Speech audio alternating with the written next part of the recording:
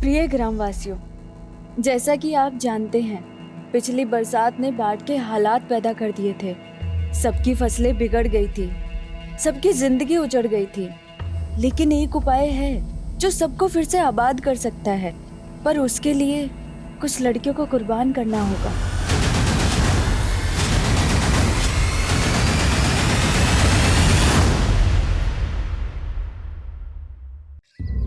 हम ऐसे गांव में रहते हैं जहाँ दूर दूर तक सिर्फ जंगल है।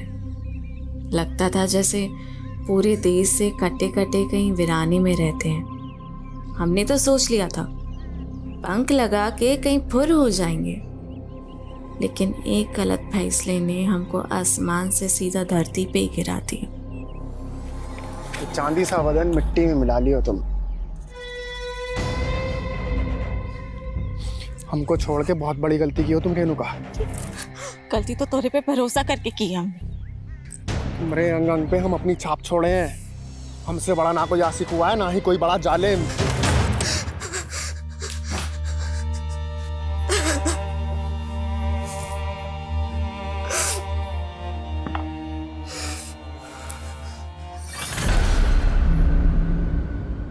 रेनू का हाल बना रखा है यार?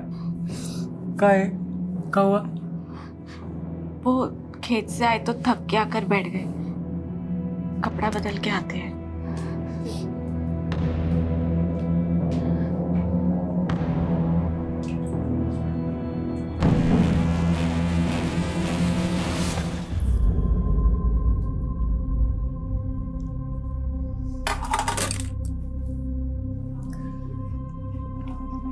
भाई वाह, कितना स्वादिष्ट खाना बनाई हो। ऐसा लग रहा है कि मसाले के साथ प्रेम का छौंका लगा दिया। खुल के मुस्कुरा भी नहीं रही हो, कोई बात है का? बोलो ना। राशन खत्म हो गया है। राशन? हाँ, और बनिया इस बार उधार नहीं देगा, बकाया है उसका। तुम इतना भी नहीं समझते का? मोहनवा मिला था ना, अब उसका नाम जुबान से निकल नहीं रहा है। वो हम आपको परेशान नहीं करना चाहते थे। परेशानी पहले कोनो कम है का? ऊपर से राशन, जेब में कौड़ी नहीं है। खाने पे काहे गुस्सा रहे? तो किस पे गुस्सा है? अब नहीं जाता खाना वाना हमसे। परेशान मत हो दीदी, इस बार बारिश की वजह से जो फसल बिगड़ी है उसी से हताश है भैया, और कुछ नहीं। हताश तो हम भी गए हैं जीवन से मीनू। कभी कभी मन करता है कि जहर खा के हम खुद ही मर जाएं। दीदी ऐसा मत बोलो, सब ठीक हो जाएगा। अच्छा राशन खत्म हो गया ना, हम तुम्हारे जेठ जी से कह के मंगवा देंगे। नहीं नहीं मीनू, हम कुछ कर लेंगे। अरे माना कि हम उम्र में छोटे हैं, लेकिन रिश्ते में तो हम बड़े हुए, तो अब एक जेठानी अपनी देवरानी का ख्याल भी ना रखे।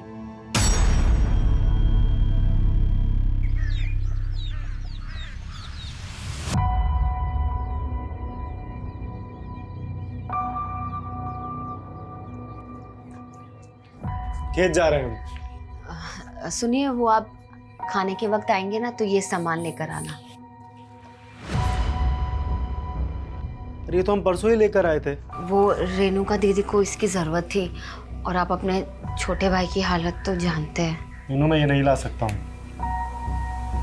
अरे अगर ये हम रेणुका के लिए लेकर आए ना तो अजय बुरा मान जाएगा, और वैसे भी तुम तो जानती हो हमें और रेणुका को लेकर पहले से ही अजय के मन में क्या चल रहा होता है। अरे कमलेश भैया, वो चौपाल पे पूरा गांव वालों को बुलाए मुखिया जी। का है? वो पूरा गांव वालों के नाम कोनो सामूहिक चिट्ठी आया है। सामूहिक चिट्ठी?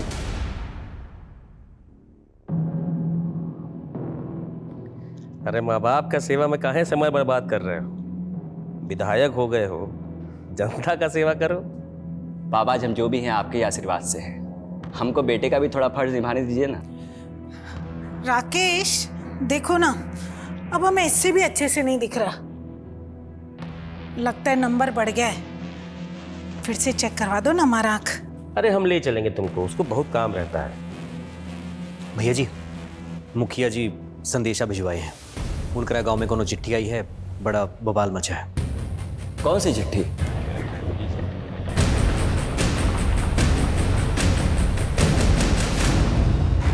कहोगे मुखिया जी, क्या है उस चिट्ठी में? चिट्ठी तो पोस्ट मास्टर कालू मिश्रा के नाम लिखी है। और उसके नीचे लिखा है सामूहिक चिट्ठी।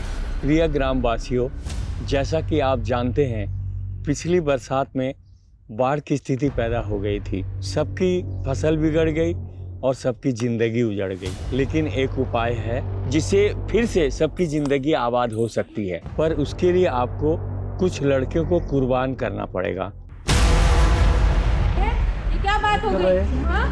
क्या बोले जा रहे हैं? रुक जाइए, पहले इन्हें पढ़ने दीजिए। कल रात 12 बजे पहली लड़की को गांव की सीमा समाप्ति बोर्ड के पास छोड़ जाइए। फिर देखना अगले दिन से गांव के हालात बदलना शुरू हो जाएंगे। इसके लिए आप हर हफ्ते एक लड़की का इंतजाम कर दीजिए और बचा लीजिए गांव को, गांव का मसीहा। अरे कौन कर रहा है ऐसी मांग हमारी बहन बेटी के बारे में? अरे ये वही बाबा होगा जो बलि देना चाहता अरे था। जो भी है छोड़ेंगे नहीं उसे। देखिए देखिए, सुनिए, जिसने भी हमारे साथ ये गंदा मजाक किया है उसका हम पता लगा के रहेंगे। और रही बात फसल की, तो हम आपको आश्वासन देते हैं, इसके लिए हम सरकार से राहत राशि का मांग कर रहे हैं। लेकिन विधायक जी, आधे से ज्यादा परिवारों में एक वक्त का राशन भी नहीं है, और जल्दी में अगर कुछ नहीं हुआ तो ये सब का भी यही हाल हो जाएगा। अरे चिंता काहे करते मुखिया जी, सरकार नहीं की तो हम है ना, हम अपना भंडार खोल देंगे। हम कल से ही सबको 5-5 किलो चावल दाल गेहूं देने का ऐलान करते हैं। तालियां! विधायक जी की विधायक जी की जय! विधायक जी की जय! विधायक जी की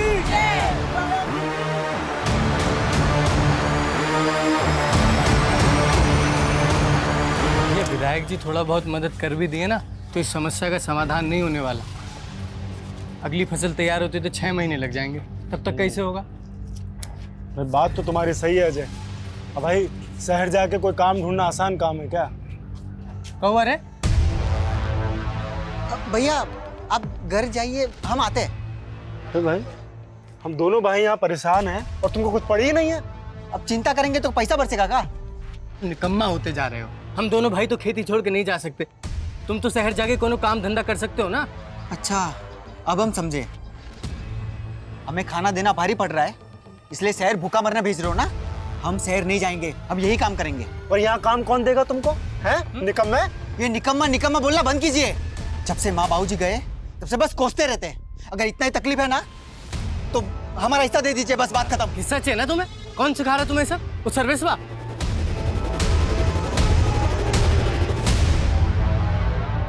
ये तुम्हारा विधायक भाई तो हाथ ही नहीं आ रहा है। क्या बोले थे तुम हमको? तुम्हारा भाई हमारे नए प्लांट के लिए हमें जमीन दिलवाएगा। कब दिलवाएगा? गांव वालों का मसीहा बन रहा है राकेश, इसलिए आपको जमीन नहीं दिलवा रहा। लेकिन आप चिंता मत करिए, हम है ना, आपको ये जमीन भी दिलवाएंगे और आपका प्लांट भी वहीं लगवाएंगे।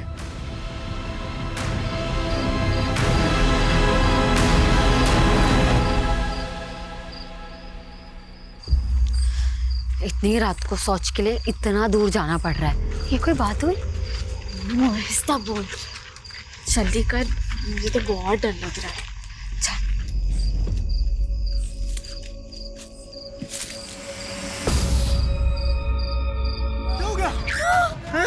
कैसे आ रहा है? ये रुको दीदी, मैं सोच जब भी जबरदस्ती हमारा अभी कौन लोग थे? हाँ, दीदी लोग मुंह में कुछ था। राकेश, राकेश, ए राकेश, क्या हुआ पापा? अरे कोई गांव की औरत का इज्जत टूटने का कोशिश किया है, शायद जंगल ले गए वो उस औरत को। रुको! रेणुका! रेणुका! रेणुका!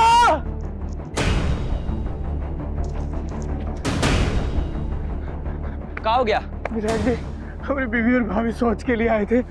बीवी को भाभी बताए 3 लोग मुंह ढक के आए, हमारी बीवी को उठा के ले गए। हमें कुछ समझ नहीं आ रहा, पता नहीं हमारी बीवी के साथ क्या करेंगे। विधायक जी बचा लीजिए हमारी बीवी को। जिसने भी सब किया है उसको छोड़ेंगे नहीं, पर पहले अभी तुम्हारे बीवी को ढूंढना जरूरी है। चलो चलिए सब लोग, चलिए।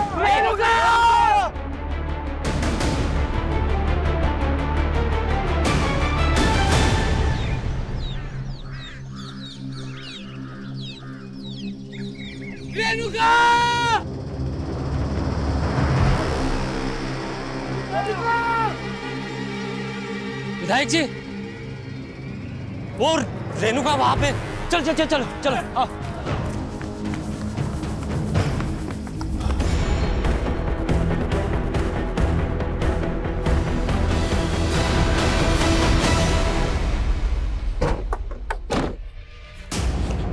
पीछे हटिए, पीछे हटिए, पीछे हो जाइए। आप लोग पीछे आइए। आइए पीछे आइए।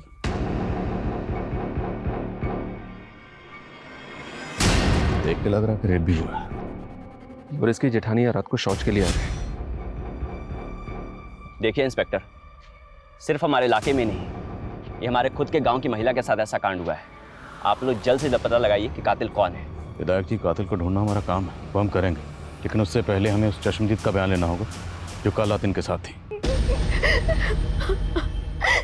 बताइए कल रात क्या हुआ था? उनमें से किसी एक का भी चेहरा देख पाई हो? हमने किसी को नहीं देखा। पर हम जानते हैं साहब कौन किया है सब। कौन? मोहन साहब। कौन मोहन? रेणुका का पहला पति। पहला पति मतलब रेणुका की आपसे दूसरी शादी थी? जी साहब। दरअसल रेणुका की शादी पहले बड़े भैया से तय हुई थी, तब भी वो मोहन रेणुका को भगा के ले गया था। बड़े भैया मंडप में थे और रेणुका के माँ बाप की इज्जत पे आँच ना, इसलिए उन्होंने रेणुका की छोटी बहन मीनू भाभी से शादी की थी। तो रेणुका आपकी सगी बहन थी? हाँ साहब, रेणुका दीदी से बहुत बड़ी गलती हो गई थी कि वो उस मोहन के साथ भाग गई, लेकिन उसे बहुत जल्द पता चल गया कि वो कैसा आदमी है।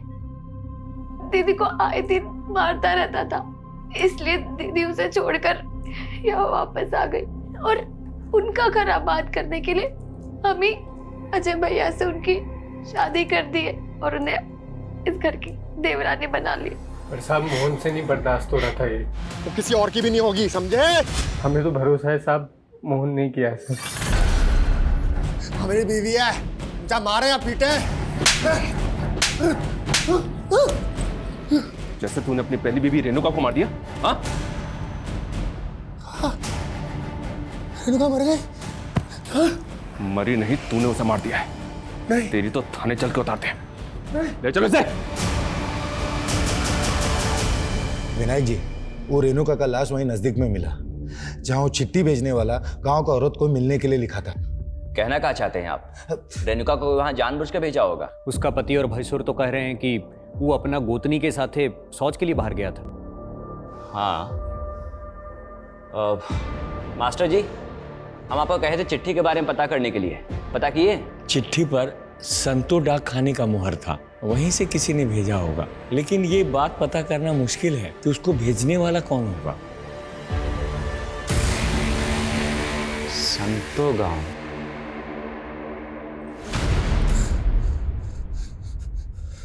रेणुका पर हमारा हक था, तो कैसे अजय के साथ बर्दाश्त कर लेते हम? पहले उसको छोड़कर दूसरी शादी कर ली और दूसरी शादी करने के बाद पहली बीवी वापस चाहिए। हाँ? हाँ? हाँ, चाहिए थी।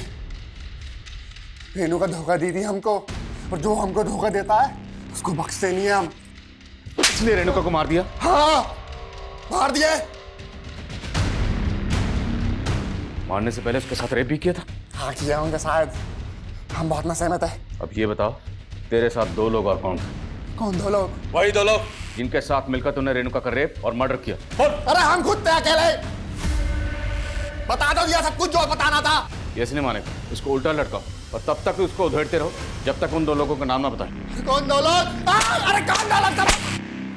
रेणुका की बहन मीनू ने बताया था कि उन पर हमला करने वाले 3 लोग थे, पर ये मोहन, ये तो अपने अलावा किसी और का नाम ही नहीं ले रहा। लगता है इस मोहन का नशा अभी तक उतरा नहीं है सर। इसकी एक बार और धुलाई होगी ना तो ये बाकी 2 नाम भी उगल देगा। हालांकि वो साफ साफ कबूल कर रहा है कि उसी ने किया, पर मुझे उसकी बात पर यकीन नहीं हो रहा। लेकिन सर उसने ये कबूल तो किया है कि रेणुका को उसी ने मारा है। हाँ, लेकिन अगर कोर्ट में जाके मुकर गया तो? उसका बयान गवाहों के बयान से मैच नहीं हुआ तो? कोर्ट में उसे पेश करने से पहले हमारे पास कंक्लूसिव एविडेंस का होना जरूरी है। ये तो क्लियर कि उसका रेप हुआ है, लेकिन उसकी बॉडी पे कहीं भी नहीं मिले। हो सकता है कि रेपिस्ट ने कॉन्डोम यूज किया। अगर ये कांड वाकई मोहन ने किया है तो बाकी 2 लोग कौन थे जिन्हें ये बचाने की कोशिश कर रहे? सर गांव वालों से एक अजीब सी बात पता चली है। रेणुका की हत्या के कुछ दिन पहले गांव में एक चिट्ठी आई थी और सर वो चिट्ठी गांव के सभी लोगों के लिए थी। कैसी चिट्ठी?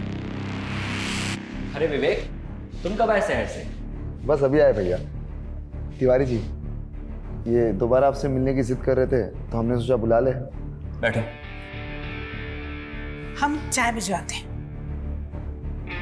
देखिए, हम आप लोगों को पहले ही क्लियर कर दिए थे। देखिए राकेश जी, अगर ये प्लांट पहले बना होता तो आज गांव के लोग उसमें काम कर रहे होते और फसल क्या बिगड़ गई, सब भूखे मर रहे हैं। देखिए, गांव में पहले एक मौत हुई है, हम बहुत डिस्टर्ब्ड हैं। आप लोग जाइए अभी। भैया एक मिनट, मेरी बात तो सुनिए। भैया देखिए, ये ना सबसे अच्छा मौका है। सारे गांव के लोग भूखमरी से परेशान हैं और गांव में अभी भी एक मौत भी हुई है। सबका ध्यान वहाँ भटका है। आप ना इनको प्लान के लिए अप्रूवल दे दीजिए। इसमें हम सबका फायदा है, आपका, हमारा, सबका फायदा है इसमें।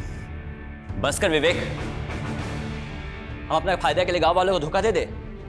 और सुनो, अगर तुम दोबारा इनको यहाँ लेकर आए ना तो हमसे बुरा कोई नहीं होगा।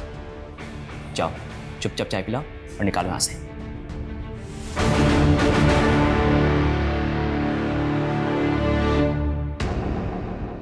चिट्ठी लिखने वाले ने गांव की लड़कियों को कुर्बान करने की बात लिखी है और गांव की सरहद के पास जो बोर्ड है, हर हफ्ते वहां एक नई लड़की का इंतजाम करने के लिए कहा गया है। और चिट्ठी लिखने वाला खुद को गांव का मसीहा बता रहा। जहाँ रेणुका की लाश मिली वहाँ से सीमा समाप्ति का बोर्ड ज़्यादा दूर नहीं है और लड़की को वहीं छोड़ के जाने की बात लिखी है। लेकिन साहब, हम सभी गांव वाले इस वाहियात शर्त के खिलाफ थे। खत कहाँ से आई? ये शांतो गांव के डाक खाने से आई थी। पता लगाने की कोशिश की पर पता नहीं चला वहाँ से किसने भेजा था।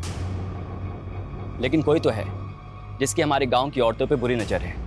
हमको तो ये वही बाबा लग रहा है जिसने सबके सामने एक गंदा मांग किया था। कौन बाबू? कैसी मांग? साहब, फसल खराब होने की वजह से गांव वाले भूखे मर रहे थे, तब ये बाबा यहाँ आया था। बड़ी चमत्कारी बातें कर रहा था। बाबा जी, आप कहाँ से आ रहे हैं? आपके लिए भोजन पानी का प्रबंध करें? बच्चा, यहाँ तो भूखमरी फैली हुई, इतने लोग भूखे पेट सो रहे हैं। हम यहाँ भोजन नहीं करेंगे, हमसे ये पीड़ा देखी नहीं जा रही। बाबा जी, इस पीड़ा का कोई उपाय है? क्यों नहीं, इसलिए तो यहाँ आए। कैसा उपाय बाबा जी? पूजा करना होगा और इस पूजा में एक इंसान की बलि देनी होगी। जानते भी हैं आप लोग, बलि देना कानूनन जुर्म है और आप लोग चिंता काहे कर रहे हैं? इस समस्या का समाधान हम मिलकर निकाल लेंगे। और रही बात गांव की, तो हम गांव के लिए ज़्यादा से ज़्यादा चंदा इकट्ठा करेंगे। बस आप लोग इस अंधविश्वास में मत पड़िए। विधायक जी सही बोले थे, इसीलिए हम सब उस बाबा की बातों में नहीं आए। एक बाबा गांव में आया और वो बलि देने की बात कर रहा था। आप दोनों जिम्मेदार ओहदों पर हैं, सरपंच, विधायक। आपको पुलिस को इतला करनी चाहिए थी। कौन था वो बाबा? कहाँ से आया था? मालूम नहीं साहब। आपने उसकी शक्ल तो देखी होगी, चेहरा याद होगा उसको? जी साहब, याद है। स्केच बनवा सकते हैं? बिल्कुल सर, इस बाबा की तलाश तो करते हैं, पर मुझे ऐसा लग रहा है कि उस खत को रेणुका के मर्डर से जोड़ के देखना ठीक नहीं है। मोहन तो पहले कबूल कर चुका है। अगर ये मोहन ने किया है तो बाकी दो लोगों का नाम क्यों नहीं होता? क्योंकि मीनू कह रही थी कि वो 3 लोग थे, तो बाकी 2 लोग कौन थे? मीनू, हम मोहन के लिए ना कमलेश जी जैसे इंसान को धोखा दिए थे और तुम बोल रही हो कि हम उसके छोटे भाई के साथ शादी कर लें। दीदी, हमें तुम्हारी चिंता है। अब तो हमारे माँ बाप जी भी नहीं रहे और तुम ऐसे अकेले रहोगी तो वो मोहन तुम्हारा जीना मुश्किल कर देगा। और कमलेश जी को भी हमने मना लिया है, वो जानते हैं कि वो मोहन ही गलत था। वो लोग तो तुम्हें एक दूसरा मौका देना चाहते हैं।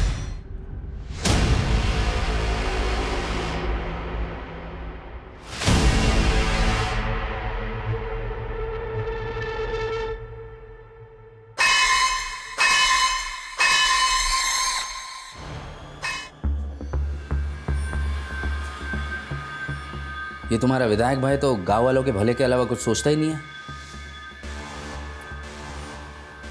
लेकिन तुम अपना भला सोच सकते हो। सोचो, कल को ये प्लांट लग गया ना, तुम्हें भी बढ़िया सी कमीशन मिल जाएगी।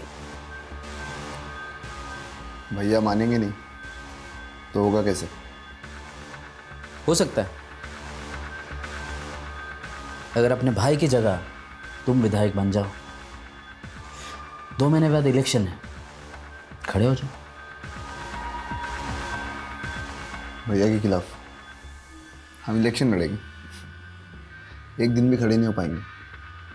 जानते हो ना, पूरा गांव ने मसीहा मानता है। लेकिन अगर कुछ ऐसा हो जाए कि तुम्हारा भाई इलेक्शन ही ना लड़े तो फिर तो तुम्हारी जीत पक्की। राकेश भैया इलेक्शन ही ना लड़े,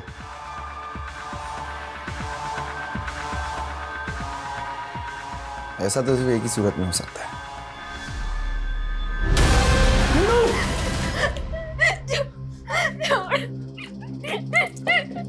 रही हो ये?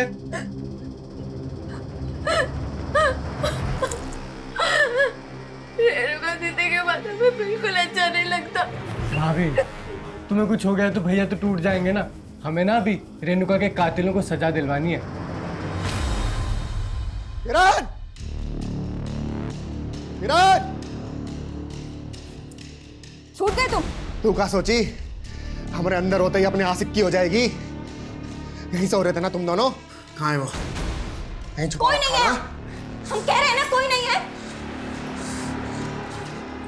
देखो हमारी बात सुनो, कोई नहीं है यहाँ। चुप! कहाँ है वो? जब हम बोल रहे हैं कोई नहीं है यहाँ, समझे आप? जिंदा नहीं बचेगा तेरा आशिक। जानती हो ना हमारी पहली बीवी का भी हत्या का आरोप है हम पे। तो मुझे पुलिस वाले छोड़ काहे दिए? मोहन को पकड़ने वाला आज तक तो पुलिस वाला पैदा नहीं हुआ है, समझी? बड़े साथी रहे हम।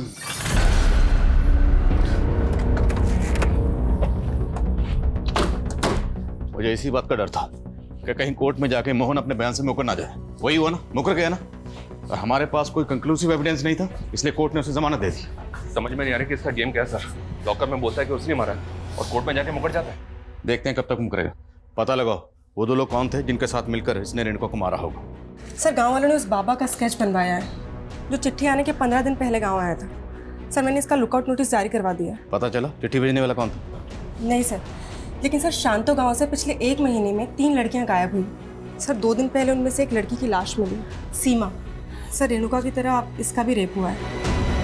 केस का स्टेटस क्या है? सर केस तो अभी तक अनसॉल्व है, लेकिन सर इस गांव का मुखिया है भीमा। वहाँ की पुलिस को इस पर शक था। सर इन तीनों लड़कियों के घर वालों ने इससे ब्याज पे पैसे लिए थे और इसकी इन तीनों लड़कियों पे बुरी नज़र थी, लेकिन सर पुलिस को इसके खिलाफ कुछ भी नहीं मिला। क्या इन तीनों लड़कियों के केस का रेणुका के केस से कोई ताल्लुक हो सकता है? सबसे चौंकाने वाली है वो चिट्ठी जिसमें हर हफ्ते एक लड़की की मांग की गई। जरा पता करो इन दोनों गांव में ऐसा क्या कॉमन है जिसका हमारे केस से ताल्लुक है। और बोलो।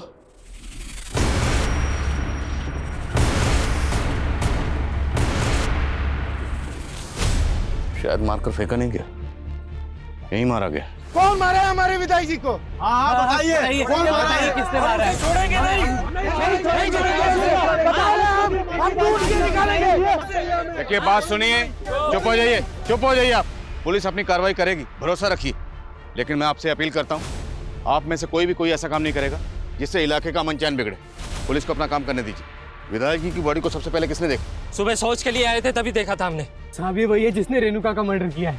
कौन? मोहन, जिस पे तुमने पहले भी शक जताया था। हाँ साहब वही मोहन, लेकिन आप उसे छोड़ दिए थे। उसके बाद हम विधायक जी के पास गए तो उन्होंने हमें आश्वासन दिया था कि वो हमें इंसाफ दिलवा के रहेंगे, लेकिन अब देखिए उनके साथ क्या हो गया।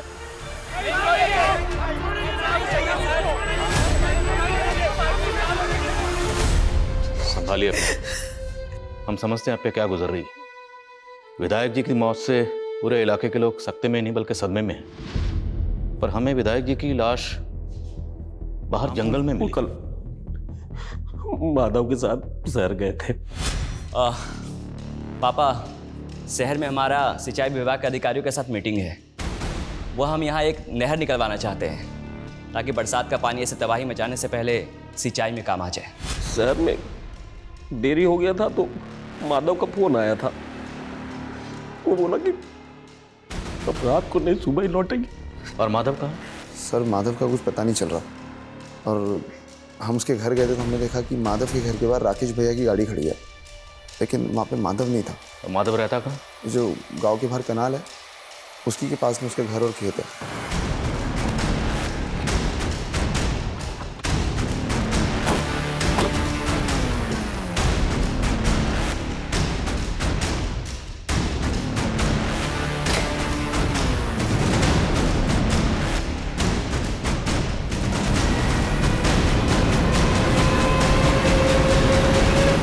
सर घर में कुछ भी सस्पिशियस तो नहीं मिला है, लेकिन विधायक जी की कार यहाँ पे खड़ी हुई है। इसका मतलब ये है कि विधायक जी रात में यहाँ जरूर आए होंगे।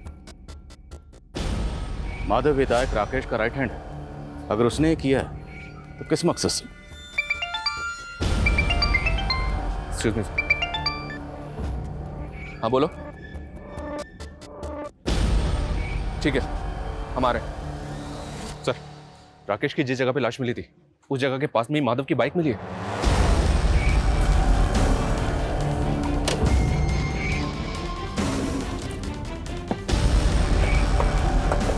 यही सर। सर ये रही बाइक, और सर बाइक पे चाबी भी लगी हुई है। तो क्या विधायक जी ने अपनी कार माधव के घर पे खड़ी की और माधव की बाइक से यहाँ पर आए, या फिर माधव उन्हें यहाँ लेके आया? पर शर्मा, सवाल ये है कि अगर माधव इस कांड में शामिल है तो अपनी बाइक यहाँ छोड़कर क्यों जाएगा? पूरा एरिया अच्छे से स्कैन करो।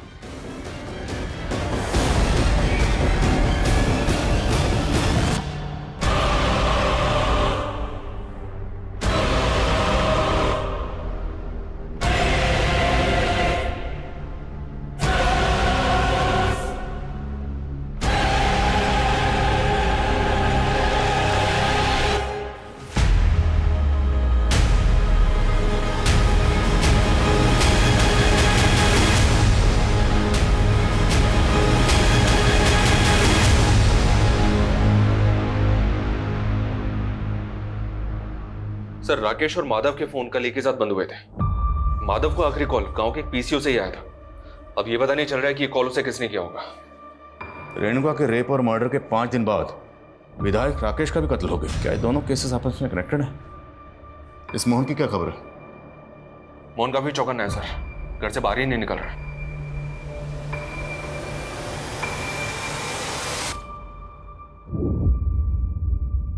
नजर बनाए रखो इस पे। रेणुका मर्डर केस में ये हमारा प्राइम सस्पेक्ट है। लेकिन सर शंतो गांव जहां से चिट्ठी आई थी उसी क्षेत्र का विधायक है राकेश, और उस गांव से इसे सबसे कम वोट मिले थे। सर लोग कह रहे थे कि भीमा ने इसे वोट देने से मना किया था। और 2 महीने बाद चुनाव भी है। सर, कहीं राकेश की मौत के पीछे कोई पॉलिटिकल एंगल तो नहीं? पर हमें यह नहीं भूलना चाहिए कि शंतो गांव से 3 लड़कियां गायब हुई थी, जिनमें से सीमा नाम की लड़की की लाश मिली थी। और इन तीनों केसेस का प्राइम सस्पेक्ट ये मुखिया भीमा ही है।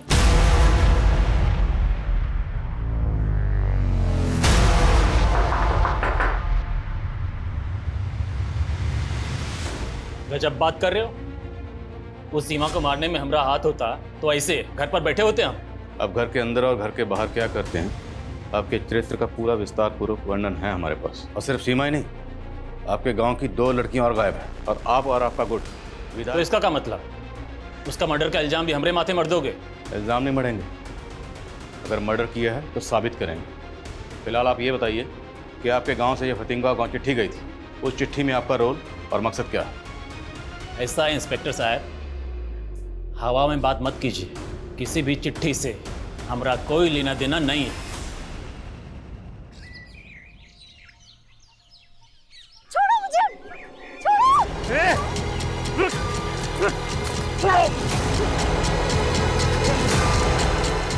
विनोद, सर्वेश, लेके चल, लेके चल। देखिए साहब, ये रेणुका का देवर और उसका दोस्त क्या हरकत किए हैं। हमें तो लगता है विनोद ही अपनी भाभी के साथ रेप करके मर्डर किए। आपको क्या लगता है उससे फर्क नहीं पड़ता? कानून को अपने हाथ में मत लीजिए। अरे आप क्या बोल रहे हो? हमने कुछ नहीं किया साहब, हम सच कह रहे हैं। भैया भैया प्लीज हमें बचा लीजिए, हमने कुछ नहीं किया सच में। शर्मा, खोलो इन।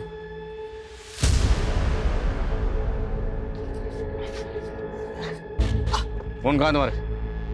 सर वो हम सोशल मीडिया के लिए वीडियोस बनाते हैं। वो खुद आई थी, वो हमारी दोस्त है। कौन? वो लड़की। कौन लड़की? लेके चलो दोनों। साहब देखो डरो मत, हमें बताओ विनोद और सर्वेश ने क्या किया तुम्हारे साथ?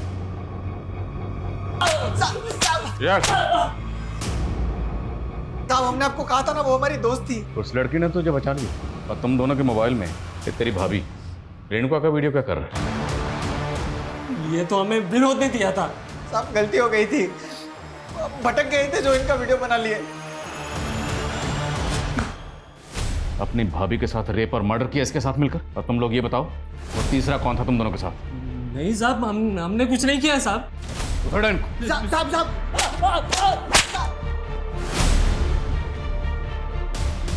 अब गलती हो गई उससे, माफ कर दीजिए, छोड़ दीजिए साहब। उसके मोबाइल में हमें रेणुका का वीडियो मिला, न्यूड वीडियो। और सिर्फ रेणुका का नहीं, उसने आपकी बीवी मीनू का भी नहाते हुए वीडियो रिकॉर्ड किया।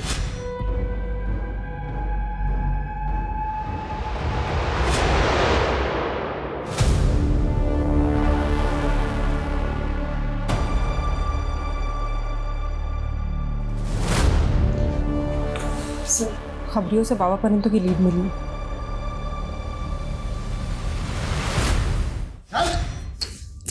अरे साहब, हम सन्यासी आदमी, हम क्या रेप करेंगे? बलि की तो बात कर रहा था ना तुम, और वो चिट्ठी भेज के औरत की मांग भी कर रहा था। कौन सी चिट्ठी साहब? हम कुछ नहीं किए। तो होने वाले नेताजी, अब तो आपके रास्ते का कांटा भी हट गया। अब तो राकेश दुबे की हत्या की हमदर्दी भी जनता से मिल जाएगी। सर, ना तो विनोद और सर्वेश ये मान रहे हैं कि इन्होंने ही रेणुका का मर्डर किया है, और ना ही वो बाबा कुछ को बोल रहा है। विधायक राकेश ही नहीं, माधव का भी कत्ल हुआ, और गड्ढा इसलिए खोदा गया ताकि माधव की लाश को यहाँ छुपाया जा सके, और हमें लगे कि माधव गायब है, हमारा शक किसी पे जाए। सब कुछ सोच समझ के प्लानिंग के साथ किया गया। सर, इस गड्ढे में माधव के साथ साथ ये राकेश जी का भी फोन मिला है, ताकि हमें ये लगे कि दोनों मर्डर्स आपस में कनेक्टेड हैं। अब हमें रेणुका के कातिल के साथ साथ विधायक राकेश और माधव के कातिल को भी ढूंढना होगा।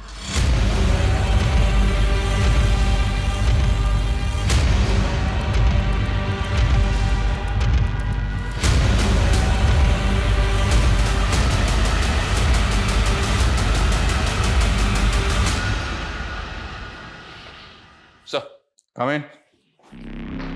सर, राकेश जी की डिटेल्ड पोस्टमार्टम रिपोर्ट, उनकी आंखों में लाल मिर्ची के ट्रेसेस मिले। लाल मिर्ची? जी हाँ सर, ऐसा लगता है कि पहले उनकी आंखों में लाल मिर्ची डाली गई। इतना बेरहमी से मारा है हमारे बेटे को। जिस बेरहमी से विधायक जी और माधव को मारा गया, उससे तो ऐसा लगता है जैसे किसी ने कोई गहरी रंजिश निकाली। आप लोगों को किसी पर शक नहीं? विधायक राकेश के पेरेंट्स को भी इस बात का कोई अंदाजा नहीं है कि उनको सर, हमने राकेश और माधव दोनों के फ़ोन का डेटा चेक किया। सर, उसमें 2 दर्जन से ज़्यादा लड़कियों के न्यूड वीडियोस हैं, और सर उन वीडियोस में इन लड़कियों के साथ कोई ज़बरदस्ती कर रहा है। कहीं ये माधवी तो नहीं है? अगर ये वीडियो रिप्ले करो, पॉज करो, जूम करो।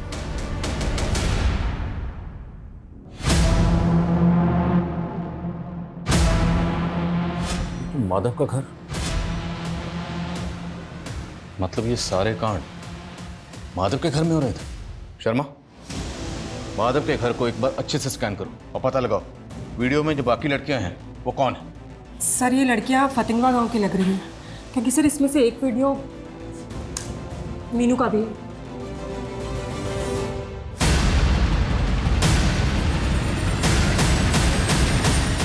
बोलिए मीनू, इस वीडियो में आपके साथ कौन है? साहब, सारी फसल खराब हो गई थी, भूखे मरने की नौबत आ गई थी।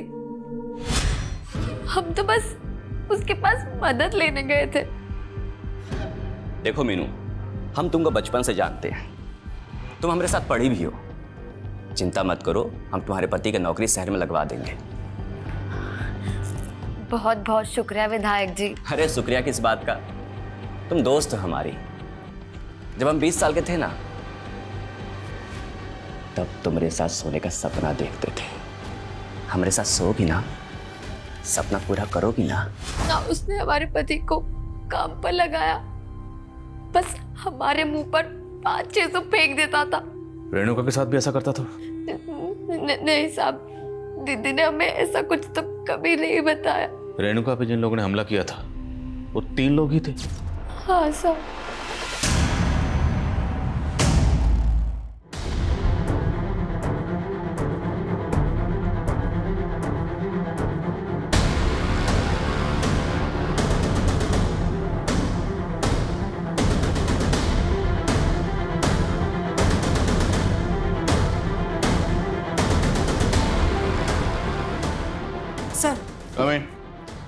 सर, हमने माधव के फोन का डिलीटेड डेटा रिट्रीव किया है, उसमें रेणुका का कोई वीडियो नहीं। लड़कियों को मोलेस्ट करते थे, इतना तो साफ है कि सीमा का रेप और मर्डर इन दोनों ने किया होगा, पर रेणुका का रेप और मर्डर किसने किया? और अब ये राकेश और माधव इन दोनों को मारने वाला कौन होगा? सर फॉरेंसिक को माधव के घर में ब्लड ट्रेसेस मिले जो मिटा दिए गए थे, और ये ब्लड ट्रेसेस रेणुका के ब्लड से मैच कर रहे हैं। मीनू, तुम अकेली लड़की नहीं थी जिसको राकेश ने मोलेस्ट किया था। इस गांव की 1 दर्जन से ज़्यादा औरतों को उसने मोलेस्ट किया, और हमने उन सबसे बात की। पता उन्होंने हमें क्या बताया? कि जब भी राकेश के सामने खुद को बख्शने के लिए गुहार लगाती थी तो राकेश उनके सामने एक शर्त रखता था। वो शर्त क्या थी? कि अगर वो खुद को बचाना चाहती हैं तो उन्हें अपनी जगह किसी दूसरी लड़की को लाना होगा, अदला बदली। उसने ये शर्त तुम्हारे सामने भी रखी हो। अब ये बताओ कि वो 2 लोग कौन थे जिनके साथ मिलकर तुमने ये किया?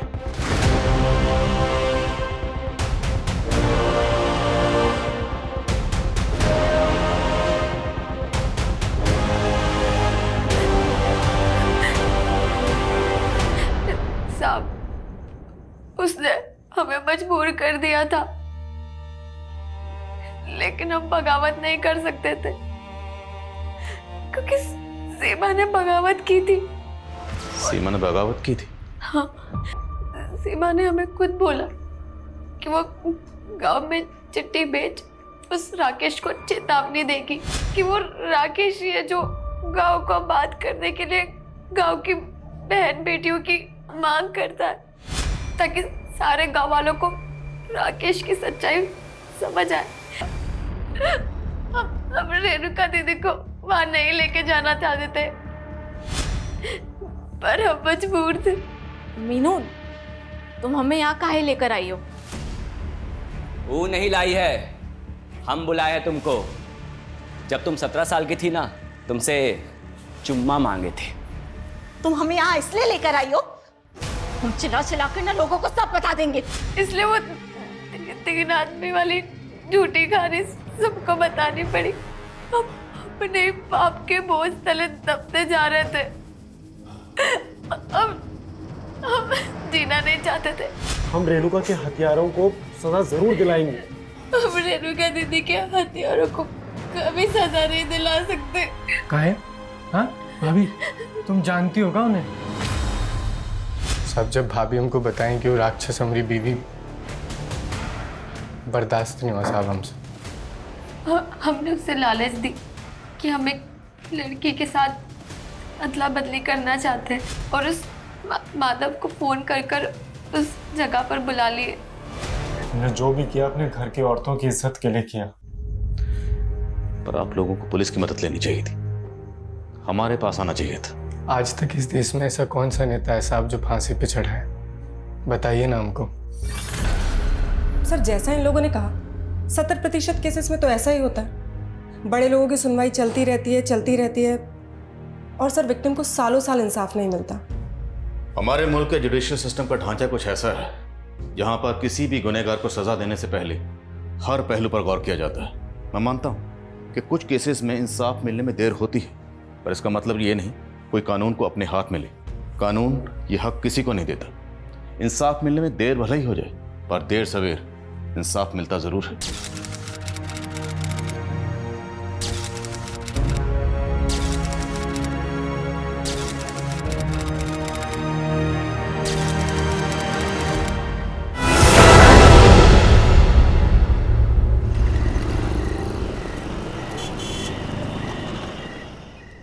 प्रगति ताई, मुझे ना पिक्सी कट करना है। ए, पिक्सी कुछ नहीं है प्रगति, बस थोड़ा सा ट्रिम कर दे, नहीं तो दिमाग खाएगी मेरा। देख, तेरी आई सही बोल रही है। पिक्सी कट करेंगे ना तो तू रोज एक जैसी ही दिखेगी, लेकिन मैं जो कट बता रही हूँ वो करेंगे ना तो तू रोज नए नए लुक्स कर पाएगी। फिर तुझे कॉलेज में ढेर सारी कॉम्प्लीमेंट्स भी मिलेंगे।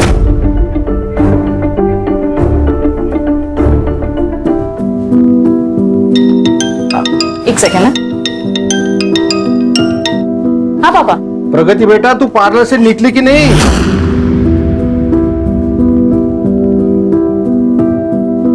ज्यादा देर कर दी तो रिक्शा नहीं मिलेगा। आप टेंशन मत लो पापा, मैं आ जाऊंगी। बाय।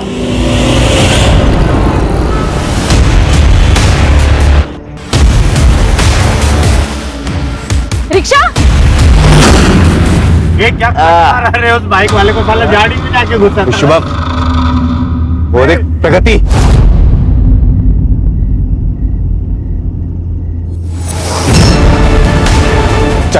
चल गाड़ी ले इसके पास।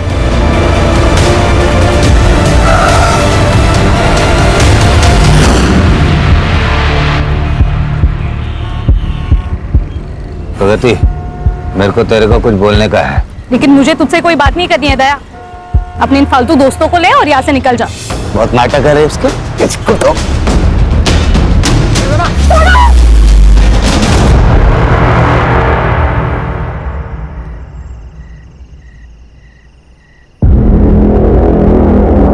ये लड़की आरे कॉलोनी में नग्न अवस्था में बेहद गंभीर एवं अमानवीय हालत में पाई गई, जिसे एक राहगीर ने हॉस्पिटल पहुंचाया। पर पुलिस और प्रशासन शायद सो चुके हैं, क्योंकि अब तक यहाँ पर उनका कोई नामो निशान नहीं है।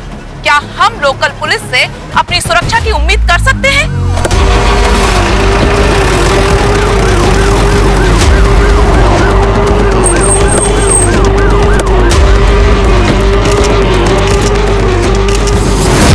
इस वक्त हमारे साथ है विक्टिम के फादर। जैसा कि आप लोग देख सकते हैं कि उनकी आंख से आंसू रुक नहीं रहे हैं। वो क्या हो रहा है ये? ओह, फाइनली आप आ गए। बंद कर। विक्टिम को लाई हुई यहाँ 2 घंटे से ज्यादा हो गए हैं और पूरे शहर में खबर फैल चुकी है। पुलिस को अब पता चला है। घटना की जानकारी लोग पुलिस को देते हैं, आपने घटना से न्यूज बना ली। जर्नलिस्ट का काम है न्यूज देना, मीडिया से अपने काम कराने की उम्मीद मत करिए। हम भी वही कह रहे हैं, आप सिर्फ अपना काम कीजिए। हाँ भाई, तुम कौन हो? सर मैं महादेव। हाँ सर मैं ही उस लड़की को यहाँ लेकर आया। कितने बजे मिली लड़की? सर 11:15 बजे। कहाँ पर? आरे कॉलोनी में। आरे कॉलोनी में तुम क्या कर रहे थे? सर मैं मुलुंड से वापस आ रहा था। तो वहाँ भी इतने हॉस्पिटल्स है ना, तो यहाँ मलाड तक क्यों लाए? मैंने कहा था इस हॉस्पिटल में मेरी जान पहचान है। तो आपका क्या रिश्ता है? महादेव मेरा स्ट्रिंगर है। उसने प्रगति की हालत देखी, उसे समझ नहीं आया क्या करे, उसने मुझे कॉल किया। अगर आपके सवाल जवाब पूरे हो गए हो तो प्रगति के कल्प्रिट को ढूंढिए। शहर में क्राइम बहुत बढ़ता जा रहा है लड़कियों के साथ। नहीं, हम अपना काम करते हैं। फिलहाल आप एक काम कीजिए, आप लोग बाहर रुकिए, आप अंदर रुकिए ना। बस हुआ? चल। हाँ सर। अब जाइए बात। चल रहे चल। ये केस वर्दी डॉक्टर को जरा विचार होना। आप चिंता मत करिए, ठीक है? सर क्या अवस्था है, क्या स्टेटस का है? प्रेजेंटली तो शी इज अनकॉन्शियस, पर वो जब यहाँ पर आई थी तो उसकी हालत बहुत ही बुरी थी। उसके साथ गैंग रेप हुआ है। उसके साथ 3-4 लोगों ने एक साथ रेप किया है। प्राइवेट पार्ट में रॉड डाली गई है और इंटेस्टाइन तो बुरी तरह से डैमेज हो गई है।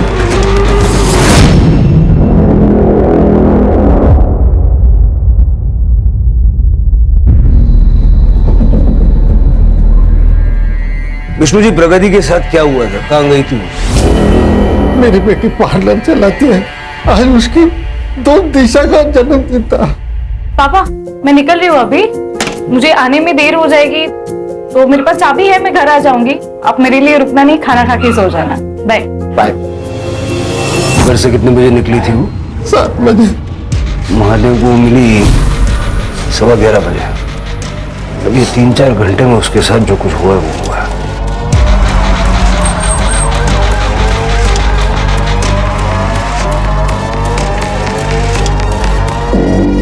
सर यहाँ थी लड़की, बोरी में थी।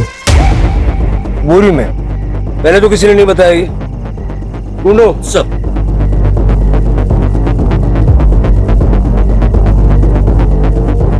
सर यहाँ पे कहीं बोरी नहीं मिली।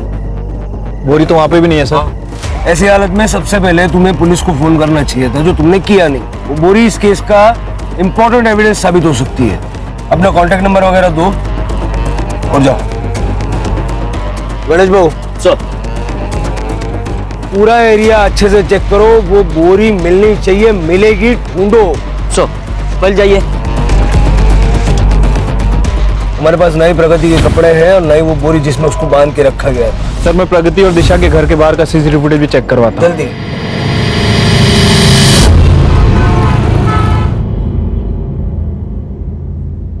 क्या चल रहा है तेरा? हर दूसरे दिन बीमार हो रही है तू। कल रात को थोड़ी तबीयत खराब हो गई। ये तेरा तबीयत का नाटक ना अभी बंद कर।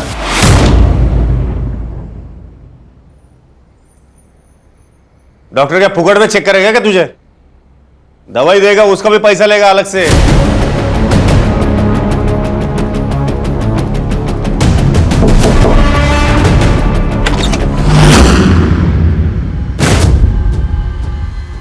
क्या चाहिए?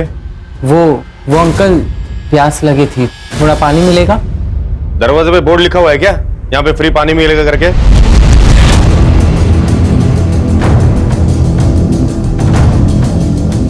निकल, चल निकाल।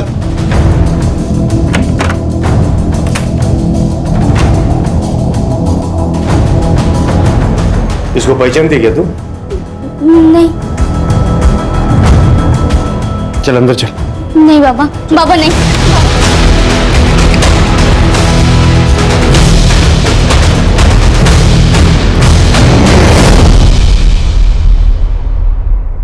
ए सूर्या, सूर्या उठ, सोने देना दीदी। उठ सूर्या। अरे क्या है? ये तेरी शर्ट पे खून कहाँ से लगा? पता नहीं, लग गया होगा कहीं से। इतनी पी रखी थी तूने कि तुझे ये भी याद नहीं है? दीदी मैंने नहीं पी थी। देख सूर्या, तू पढ़ा लिखा है, फिर क्यों उन और लड़कों के साथ घूमता है? जॉब कर, अपनी लाइफ बना। अरे यार दीदी तू फिर से चालू हो गई ना, रहने दे, चल बाद में बात करेंगे। सर, महादेव के मोबाइल लोकेशन के हिसाब से उसका स्टेटमेंट मैच कर रहा है। वो पहले मुलुंड गया था और उसके बाद आरे के रास्ते मलाड़ गया।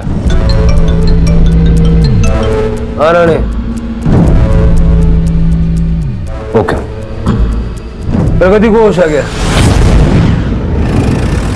प्रगति, पुलिस आई है, तुम अपना स्टेटमेंट देना चाहोगी?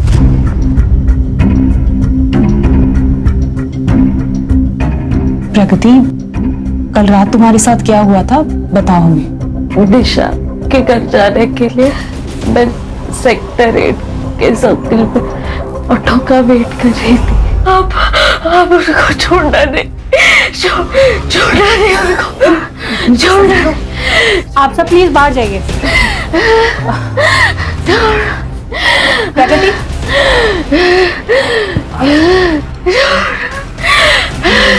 प्रगति ने बताया कि सेक्टर 8 से उसको किसी दया नाम के लड़के ने उठाया था। दया मेरी और मेरी प्रगति के जान का दुश्मन बना था। गणेश नगर चाल में रीडेवलपमेंट में हमें एक शॉप मिली थी सर, जहाँ प्रगति ने अपना पार्लर खोला था और दया वो शॉप पर अपना क्लेम कर रहा था। अपनी जान बचाने संभल कर रहना, ना एक दिन ये सारा दुकान में तोड़ दूंगा, समझा? जी, चलो रे। और पिछले महीने तो दया ने हद ही कर दी थी सर। पुलिस हर वक्त थोड़ी उसकी रखवाली कर सकती है, इसलिए मैंने दया से कॉम्प्रोमाइज करने का फैसला लिया। बहुत हो गया, हम दया से बात करके कोई बीच का रास्ता निकाल लेते। दुकान हमारी है पापा, गलत तरीके से कब्जा दया करना चाहता है। मैं नहीं दूंगी मेरा पार्लर उसे।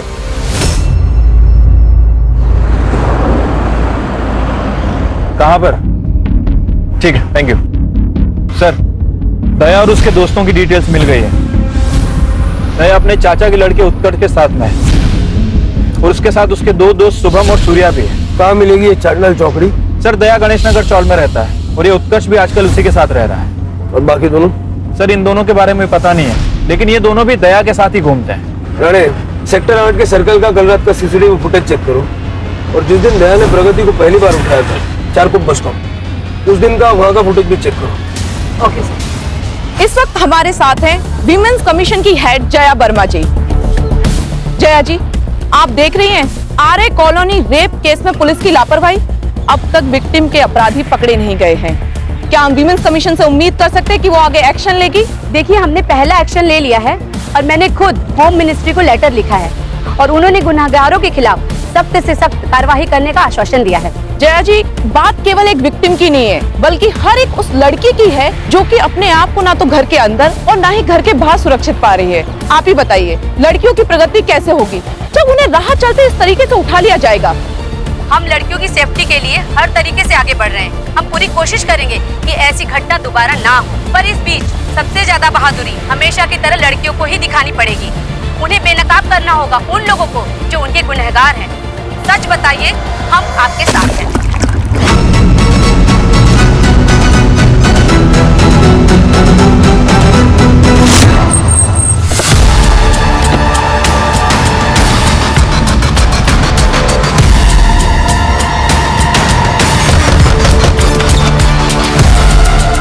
दया कहाँ है? वो तो घर पर नहीं है। उत्कर्ष, वो भी उन्हीं के साथ होंगे। पर क्या हुआ, आप मेरे पति के बारे में क्यों पूछ रहे हैं? अरे क्या हुआ, आप ऐसे कैसे घर में घुस सकते हो?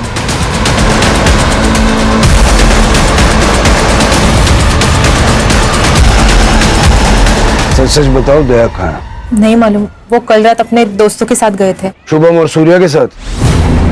हाँ। शुभम और सूर्या कहाँ रहते हैं? शुभम यही रहता है, इसी चौल में। वो लास्ट वाला घर है ना, वहां पर। और सूर्या पंतनगर चौल में।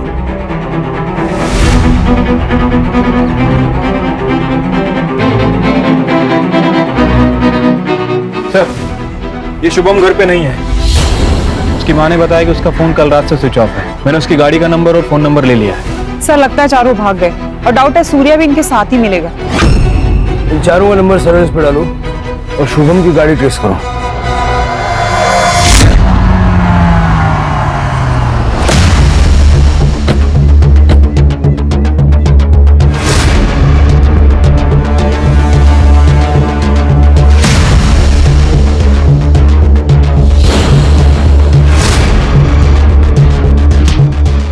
मैंने कुछ नहीं किया, मैंने कुछ नहीं किया। दीदी को मत बताना कोई भी। सूर्या, सूर्या, सूर्या से गाली निकालो, Surya, Surya, Surya,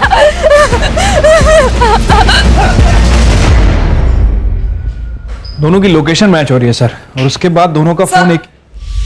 sir charcoal bus stop की 1 महीने पहले की सीसीटीवी फुटेज लाई हूं सर। सर ये देखिए। कल का फुटेज? सर फिलहाल हम सारे एरिया की फुटेज चेक कर रहे हैं, लेकिन हमारे पास किडनैपिंग की एग्जैक्ट लोकेशन नहीं है, इसलिए थोड़ा सा डिले हो रहा है सर। और अब तक जो भी मिला उसमें ऐसा कुछ खास मिला नहीं। आणि ते बाकीच्या तिघांचं काय झालं? सर दया, उत्कर्ष और शुभम तीनों की लोकेशन रात हाईवे की थी, 9 से 10 बजे के बीच, अंधेरी से बोरीवली की तरफ सर। बीच में आरे भी पड़ता है। लास्ट लोकेशन क्या थी? मड। मड? हाँ सर, फिर एक ही टाइम पे तीनों के फोन बंद हो गए, करीब 12 बजे।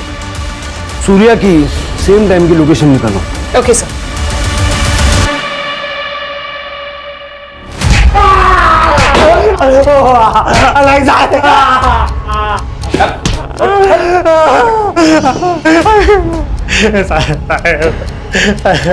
मेरे को सच में नहीं मालूम किसने किया और काय को किया साहब।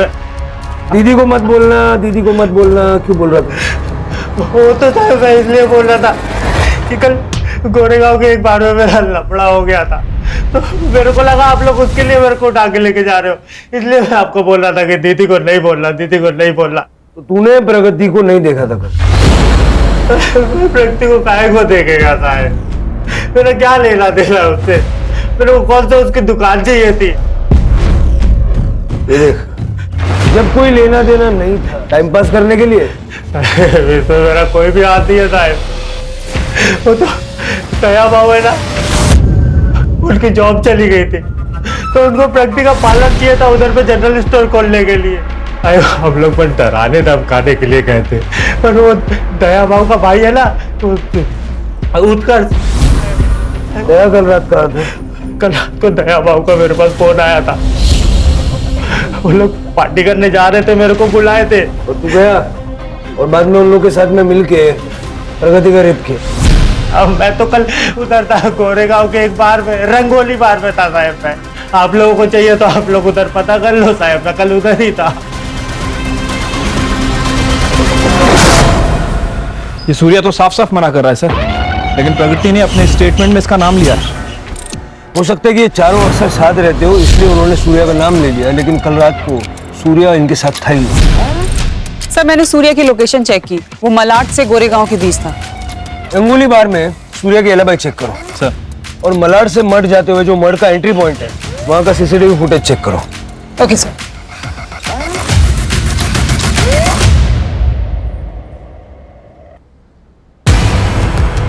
रत्ना काकी, काकी,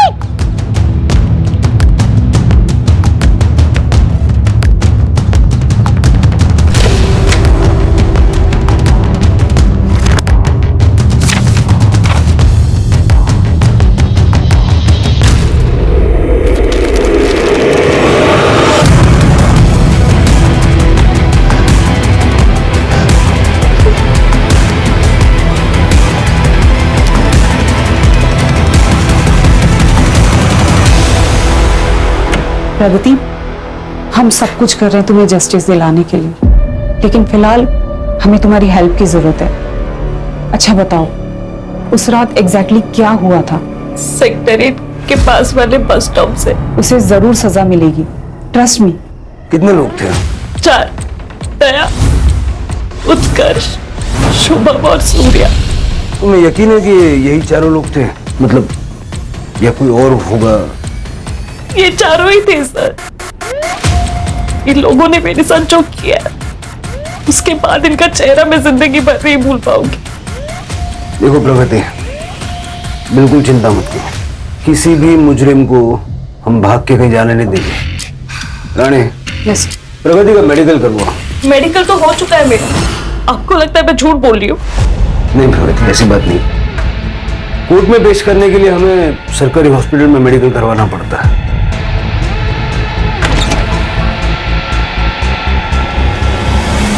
सर, मैंने सेक्टर 8 के बस स्टॉप के सारे सीसीटीवी फुटेज चेक किए, लेकिन कहीं भी किडनैपिंग का कोई मामला नजर नहीं आया। राणे, फिर से चेक करो, अच्छे से चेक करो और जल्द से जल्द इसका मेडिकल करवाओ। ठीक है सर। शुभम की कार को मड में देखा गया है।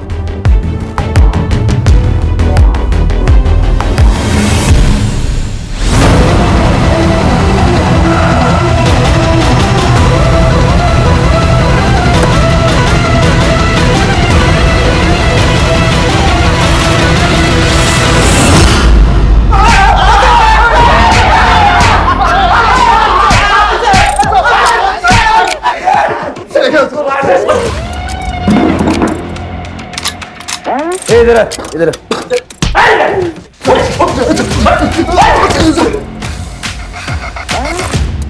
आप नहीं किया सर। सर वो लड़की झूठ बोल रही है सर। 1 महीने पहले उसको किडनैप किया था ना? खाली डराने के लिए सर। हमने तब भी रेप नहीं किया था और अभी भी नहीं किया सर। कल रात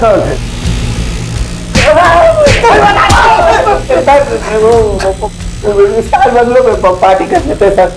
शुभम को बहुत बड़ी कमीशन मिली थी सर। ये पार्टी तुम लोग मर्ड में कर रहे थे, लेकिन तुम्हारे फोन जो है वो अंधेरी से बोरीवली घूम रहे थे। किस खुशी में? सर मेरा ट्रैवल का काम है सर। गाड़ी के साथ घूमना पड़ता है कभी कभी। कल भी कहा था सर मैं। बाद में तुम तीनों के फोन बंद हो गए ना? आके बंद किए तो मेरी बीवी और इसकी आई रात भर फोन करके परेशान कर डालती थी, घर आओ घर आओ घर आओ। मान गया सर। मैं बोलता हूँ सर। हाँ बोल। मान गया लड़की को सर। वो लड़की ने पुलिस को भी खेल गई सर। सर वो जानती है रेप केस में हम लोग अंदर जाएंगे तो वापस नहीं आएंगे। वो जो दुकान है सर वो उसकी हो जाएगी। ये पार्टी में तुम 3 लोग ही थे क्या, और कोई नहीं था? हाँ हम तीनों ही थे सर। ठीक है। हाँ चाय भी गया था? चाय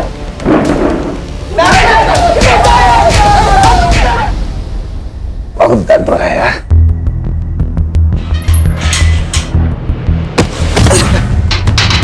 साला तेरे को भी उठा लिया? नहीं, कोई बका तो नहीं। अगर मैं कुछ बोला होता ना तो तुम लोग इधर नहीं होते, बड़े जेल में होते। सब लोग चुपचाप रहना, बाकी देख लेंगे।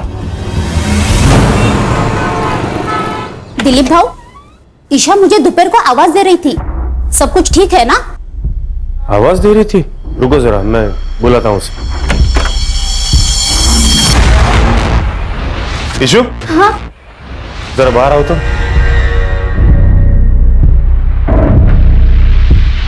तुमने इन्हें आवाज दी थी? नहीं, मैंने नहीं दिया। अरे पर नहीं दिया बोली ना, निगाह था।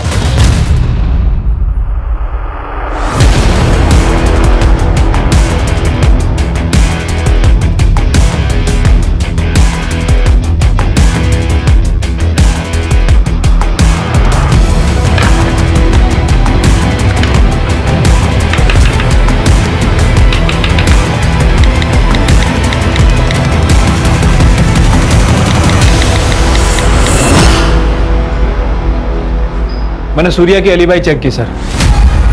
उस रात सूर्या रात में 9 बजे से 11 बजे तक रंगोली बार में ही था। वहाँ उसका झगड़ा भी हुआ था सर, उसके फोन रिकॉर्ड्स भी चेक किए हैं। इंसिडेंट्स होने के बाद उसने दया और अपने दोस्तों से कांटेक्ट तोड़ दिया था। एक बात समझ नहीं आ रही है, लड़की उसका नाम क्यों ले रही है? कहीं ऐसा तो नहीं कि झूठा केस फाइल कर रही है?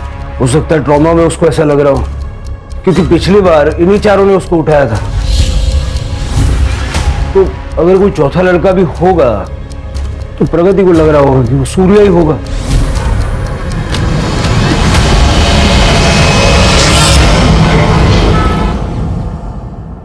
बाबा, आपकी चाय। आपका बैग रेडी करके रख दिया है। आपको ऑफिस जाना है ना? छुट्टी है आज। बैग अंदर रख दे।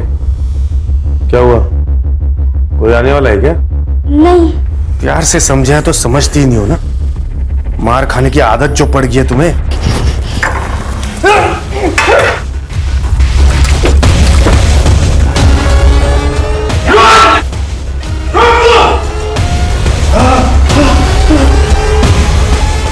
छोड़ो मुझे, हाथ में है निको। सर स्टार बंगलो का सीसीटीवी फुटेज हाथ लगा है। दया अपने दोस्तों के साथ दिख रहा है, लेकिन सूर्या मिसिंग है सर।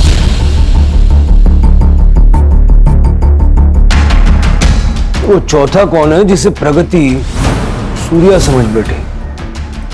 12 बजे से पहले ये लोग कहाँ थे, ये तो अभी तक क्लियरली पता नहीं चला। हो सकता है कि सारा कांड करने के बाद में ये लोग मर गए हों। सेक्टर 8 के सर्कल के सीसीटीवी फुटेज में कुछ मिला? नहीं सर, बस स्टॉप और आसपास का पूरा एरिया देख लिया, लेकिन शुभम की एसयूवी कहीं दिखाई नहीं दी। लेकिन प्रगति ने तो कॉन्फिडेंटली कहा कि उसको वहीं से उठाया था। मेडिकल रिपोर्ट कल तक आ जाएगी सर। एक वीडियो मिला है, अभी अभी वायरल हुआ है। मेरा नाम प्रगति खानेकर, मैं ही आर्य कॉलोनी की रेप विक्टिम हूँ। मुझ पे 4 लोगों ने गैंग रेप किया, जिनका नाम और पता मैंने पुलिस को दे दिया, लेकिन पुलिस उन्हें अरेस्ट करने के बजाय उन्हें प्रोटेक्ट कर रही है। हॉस्पिटल में मेरा मेडिकल हो चुका है, फिर भी ये लोग जबरदस्ती वापस मेरा मेडिकल करवाना चाहते हैं। शायद रिपोर्ट बदल ली। इस तरह तो मुझे इंसाफ नहीं मिल पाएगा। कब का ये वीडियो? सर 1 घंटे पहले वायरल हुआ। तो मैं और क्या करती सर? आप लोगों को मुझ पे भरोसा नहीं, तो मेरी सच्चाई लोगों के सामने लाने के लिए मुझे कुछ तो करना ही था। प्रगति, मेडिकल करवाना क्यों जरूरी है ये उस दिन भी मैंने तुम्हें समझाया था, ठीक है? और कोर्ट सिर्फ एविडेंसेस पे ट्रस्ट करती है। तुम्हारी कही हुई बात को सपोर्ट करने के लिए हमने हर तरह से प्रूफ ढूंढा, लेकिन एक भी नहीं मिला। और जिन चारों के तुमने नाम लिए थे उसमें से वो सूर्या, वो तो उस रात को वहां था ही नहीं, कहीं और था। अब एक आदमी एक टाइम पर 2-2 जगह तो नहीं हो सकता ना। लेकिन सर रेप मेरा हुआ है, विक्टिम मैं हूँ, और अब क्रिमिनल की तरह मेरी पूछताछ किए जा रहे हैं। एक बात बताओ, शुभम की एसयूवी उस रात हमें कहीं भी नजर क्यों नहीं आई? प्रगति बेटा, ये क्या कह रहे हैं? तूने सच ही कहा है ना? पापा, कम से कम आप तो मुझ पे भरोसा रखिए। हेमंत जी, प्रगति की मेडिकल मैंने खुद ने की है, और आप मेरी रिपोर्ट को ना मानकर मेरे प्रोफेशनल इंटीग्रिटी पर शक कर रहे हैं।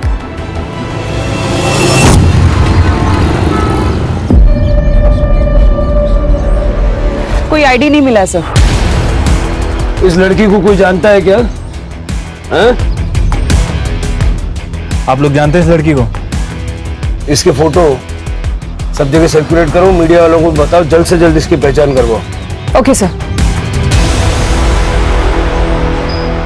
दया और उसके दोस्तों की लोकेशन क्लियर ना होने के अलावा प्रगति की फेवर में कुछ भी जाता हुआ नजर नहीं आ रहा। मुझे तो इनफैक्ट अब डाउट हो रहा है कि दया और उसकी गैंग आर्य कॉलोनी के आसपास थे भी या नहीं। और सर आजकल वैसे लोकेशन हाइड करना कोई ज्यादा मुश्किल काम नहीं है। सर प्रगति अपने गैंग रेप के बारे में सच कह रही थी। हमारे मेडिकल रिपोर्ट में कंफर्म हो गया कि उसके साथ गैंग रेप हुआ था। रिपोर्ट सर कल आएगी, फिलहाल डॉक्टर ने हेड्सअप के लिए कॉल किया था। प्रगति के साथ गैंग रेप हुआ, लेकिन जिन लोगों के नाम वो ले रही है वो वहां पर थे ही नहीं, किसी और ने किया। प्रगति, उसका बाप और ये बाकी सारे लोग, सबके सीडीआर फिर से अच्छे से चेक करो, क्राइम सीन की विसिनिटी में कौन कौन था पता करो। तो 17 साल की लड़की की जो लाश मिली थी पहचानूंगी? सर गणेश बाबू को एक लीड मिली है, वो पता करने गए। Sir according to PM report cause of death excessive blood loss, internal injury है sir, including private part injury, but sir 1-1.5 महीने पुरानी। प्राइवेट पार्ट में इंजरी? सर ये रत्ना जी। सर इस लड़की को जानती हूँ मैं सर। बोला। ईशा कुलकर्णी नाम था उसका। बिन माँ की बच्ची थी बेचारी, अपने शराबी बाप दिलीप के साथ अकेली रहती थी वो। ईशा को उसी ने ही मारा है। आपको ऐसा क्यों लगता है? क्योंकि उस दिन उसने मुझे बताने की कोशिश की थी सर, तब मैं उसे देख नहीं पाई। तब मुझे लगा शायद मेरा भ्रम होगा, और शाम को उसके घर में उसे देखने गई थी, तब उसके कमीने बाप ने मुझे भगा दिया और ईशा ने भी आवाज देने से मना किया, तो मैंने ज्यादा कुछ कहा नहीं। जब मैं आज वापस पेड़ की पूजा करने गई थी, तब ये पर्ची मुझे वहां पड़ी हुई मिली सर।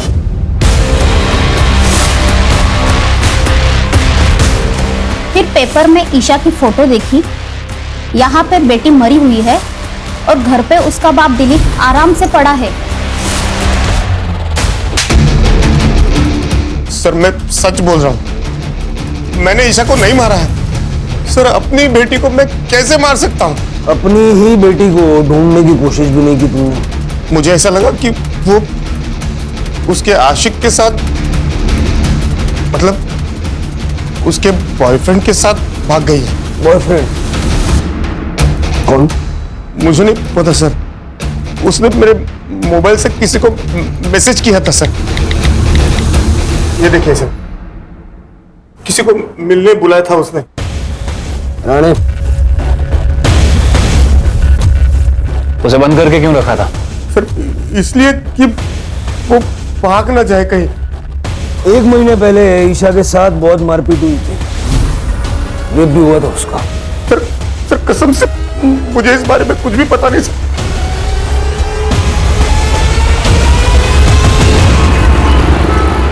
मुझे वो लड़का चाहिए जिससे ईशा मिलने जा रही थी। और प्रगति के केस में क्या प्रोग्रेस है? Sir doctor Mona welfare hospital में कुछ साल पहले गेस्ट डॉक्टर थी और उसी हॉस्पिटल में प्रगति रिसेप्शनिस्ट थी। प्रगति के पार्लर पे ये जो जर्नलिस्ट श्रुति है, ये रेगुलर क्लाइंट है सर, और क्राइम के 1 वीक पहले दोनों में फोन कॉल्स पे काफी बात हुई। और महादेव भी श्रुति को जानता है। इसका मतलब जिसने प्रगति को बचाया, उसका इलाज किया और जो सबसे ज्यादा उसके लिए लड़ रही है, ये सारे लोग प्रगति को पहले से ही जानते हैं। सर प्रगति की सीडीआर में कुछ लड़कों के नंबर्स मिले, प्रगति की मेडिकल रिपोर्ट भी आ गई है, लेकिन सर इस रिपोर्ट में कुछ गड़बड़ है। क्या गड़बड़ है? ये तो प्रूव हो गया था ना कि उसका गैंगरेप हुआ है। गैंगरेप तो प्रूव हो गया था सर, लेकिन डॉक्टर मोना ने और प्रगति ने जो एक चीज क्लेम की थी वो प्रूव नहीं हो पाई है। क्या?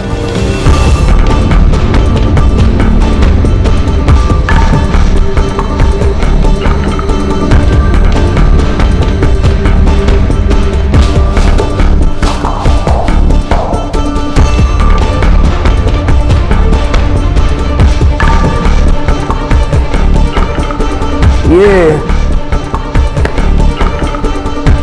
हमारी बनाई हुई मेडिकल रिपोर्ट,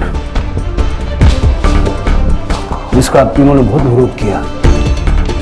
हमारी प्रोफेशनल इंटीग्रिटी पे सवाल उठाए थे आपने। इस रिपोर्ट के हिसाब से गैंगरेप हुआ ही नहीं था, बल्कि प्रोजेक्ट किया गया था इन तीनों लड़कों की मदद से, जिनको तुमने अपने प्यार के जाल में फंसाया।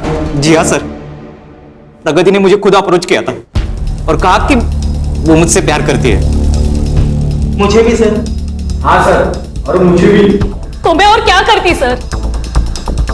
जहां तक बात पार्लर की लड़ाई की थी, वो तो मैं लड़ ही रही थी पुलिस से, दया से, उसके उस गुंडे दोस्तों से। इस तरह जब उन्होंने मुझे उठाया तब मैं समझ गई थी कि दया ना पार्लर छोड़ेगा और नहीं मुझे। और काश तब मुझे इस गैंग रेप का आइडिया आया कि अगर मुझे खुद को और पार्लर को बचाना है तो दया का जेल जाना जरूरी है, और उनको फंसाना इतना मुश्किल भी नहीं था। और हॉस्पिटल में काम करने की वजह से मैं जानती थी कि अगर मेरा मेडिकल हुआ तो मेरी सच्चाई सबके सामने आ जाएगी,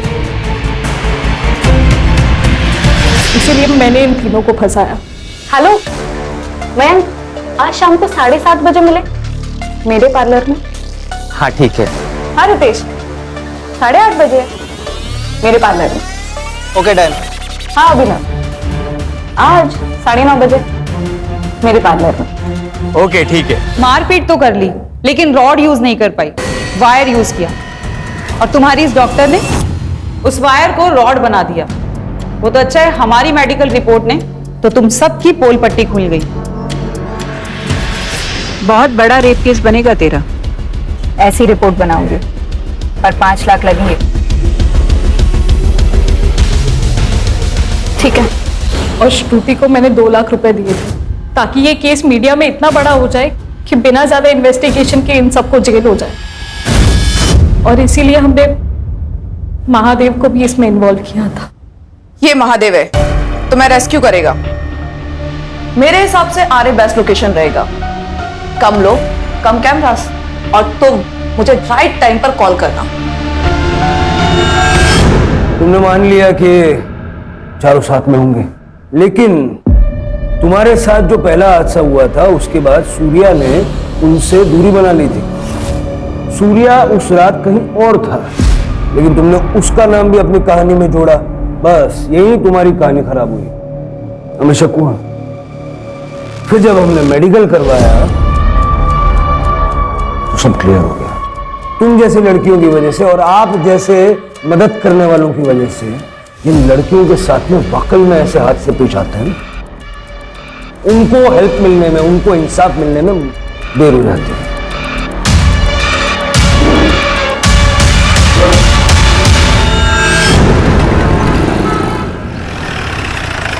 श्योर?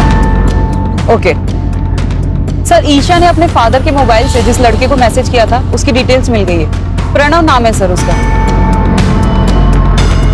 हाँ सर, ईशा मेरी कॉलेज फ्रेंड थी।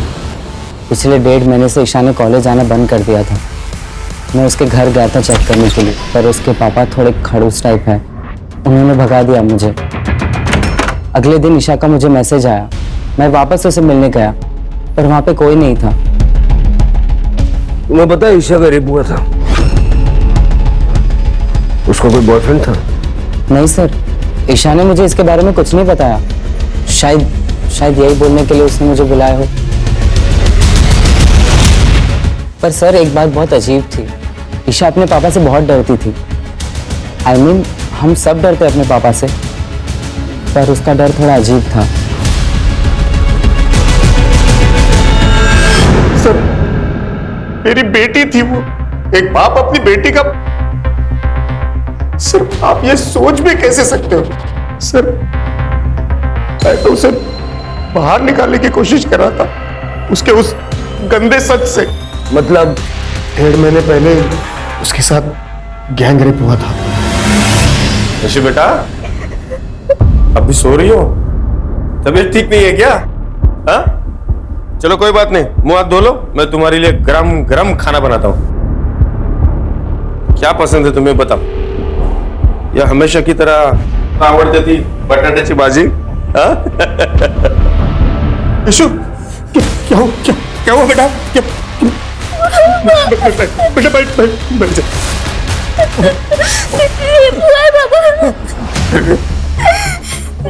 पुलिस स्टेशन चलते, वो लोग ढूंढ लेंगे बाबा। पुलिस स्टेशन चलते हैं। पुलिस स्टेशन जाएंगे।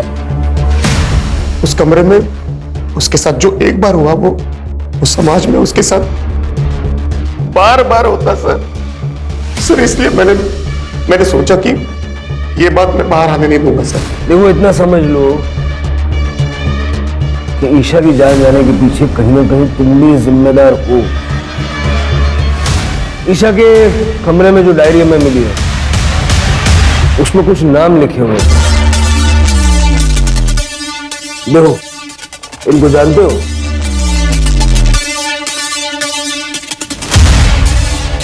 मोबाइल फोन था उसके पास? था सर, लेकिन इस हादसे के बाद मैंने उससे वो ले लिया।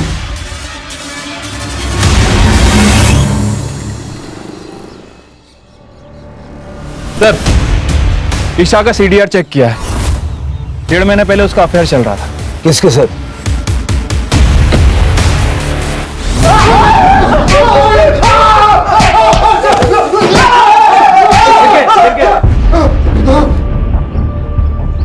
अभी ऐसे ही बताएगा कि एक दो हड्डी तोड़ने वाले के बाद बताएगा? नहीं सर, पता था। ईशा और मेरा अफेयर था। शुभम भाई की ट्रैवल कंपनी में टैक्सी बुक करते करते इनसे दोस्ती हो गई। उसके बाद जब भी मिलना होता था इनके ऑफिस ही मिलते थे। 1.5 महीने पहले इनके ऑफिस ही गए थे। अब रेप और मर्डर के केस में लंबा अंदर जाओगे। सर हमने मर्डर नहीं किया सर, सच्चे सर मर्डर नहीं किया सर। और मर्डर तो इसने किया है। तेरे मोबाइल की लोकेशन बता रही है हमें, ये बता दे। सर हम दोनों ही अपने घर में कुछ नहीं बता सकते थे। उस कांड के बाद ईशा ने मुझसे बात करना बंद कर दिया था। मैं उसके घर गया उसे मिलने के लिए, पर उसके पापा ने मुझे भगा दिया। उसके बाद ईशा का मुझे मैसेज आया। जब मैं उससे मिलने गया तब वो घर छोड़ के भाग रही थी। ईशा रुक! ईशा क्या चल रहा है? कहाँ जा रही है? पुलिस में उन दोनों की कंप्लेन करने। तुम भी चलो मेरे साथ। ईशा रुक! मेरे घर वाले मुझे मार डालेंगे अगर उन्हें पता चला मेरी कोई गर्लफ्रेंड है। तुम्हारी फैमिली के सामने तुम्हें तुम्हारी इज्जत की पड़ी है, और जो उन लोगों ने मेरे साथ किया वो मैं चुप रही इसलिए वो जेल से बाहर थे, मगर अब उन्होंने एक और लड़की का रेप कर दिया है और अब मैं चुप नहीं रह सकती। ईशु रुक! समझने की कोशिश कर। देख ईशु, आई लव यू। सब भूल जाते हैं, ठीक है? सॉरी, मैं नहीं भूल पाऊंगी। गलत को सजा मिलनी ही चाहिए। ईशा रुक! ईशा! तेरी सेल्फिशनेस की वजह से ईशा की जान चली गई। सर दया, उत्कर्ष, सूर्या और शुभम, इन चारों ने जो किया वो बहुत गलत किया सर। लेकिन सर एक औरत होने के नाते प्रगति ने जो तरीका इस्तेमाल किया वो भी गलत था। जब दया और उसके दोस्तों ने प्रगति को पहली बार डराया था, उसी वक्त प्रगति को चाहिए था कि वो पुलिस के पास आती, उसे जरूरी मदद मिल जाती, उसका बचाव हो जाता। लेकिन उसने रेप जैसे सेंसिटिव क्राइम को अपने फायदे के लिए इस्तेमाल करने की कोशिश की। और वो बच्ची ईशा, वो तो हमारी मदद लेना चाहती थी, लेकिन उन दो बेवकूफ आदमियों ने उसे हमारे पास आने से रोक दिया। पता नहीं कब लोग कानून की ताकत को समझेंगे और बेखौफ पुलिस स्टेशन आएंगे।